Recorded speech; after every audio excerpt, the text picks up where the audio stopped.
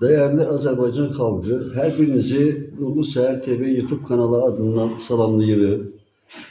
Bildiyimiz kimi bir neçə ildir ki Nurlu Seher TV komandası Şəkil rayonu Kiçik Dəynə kəndində yaradılıb və Respublikada gedən müxtəlif məsələlərdə iştirak eləyir, xalqımıza xidmət eləyir. Bugün biz fəxrlə, uğurla deyə bilərik ki, kəndimizdə bu illər ərzində çox böyük işlər görüldü.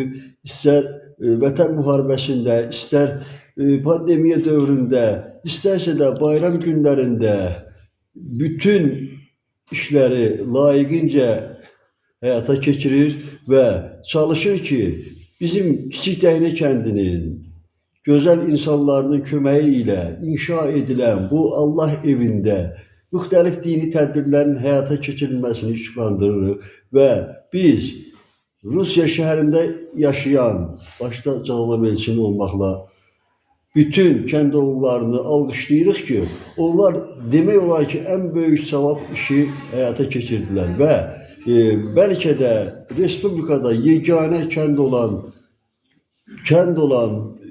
bizim kənd olar ki, belə bir möhtəşəm məscid binası inşa edilib, ərsəyə gətirildi və bu Allah evində dini inanclı insanlarımız, bütün insanlar burada gəlib öz bu müqəddəs Ramazan ayında namaz qılıb, oruç tutan insanlar bura gəldilər, oruçlarını açırlar, dualarını eləyirlər və müsəlman dünyası üçün böyük bir işdir ki, belə işlər həyata keçirilir. Buna görə də mən oruç tutub, namaz qılan bütün həmkəndlərimin hamısına təşəkkür edirəm və İslam birlikdir, vəhdətdir. Arzulayıram ki, bizim kənd necə ki, bu işdə də Respublikada ilklərə imza atıb, belə bir möhtəşəm bir binanı yaradıb, insanlara xidmət eləyir. Bu vəhdətimiz, birliyimiz bütün dünyaya, nəinki Azərbaycana yayılar və dünya müsəlmanları baxıb görər ki, adi bir kənddə də istəyəndə, birlik, vəhdət olanda hər şeyə nail olmaq olur. Bu iki qat bayram günündə bütün dünya müsəlmanlarını təbrik edirəm.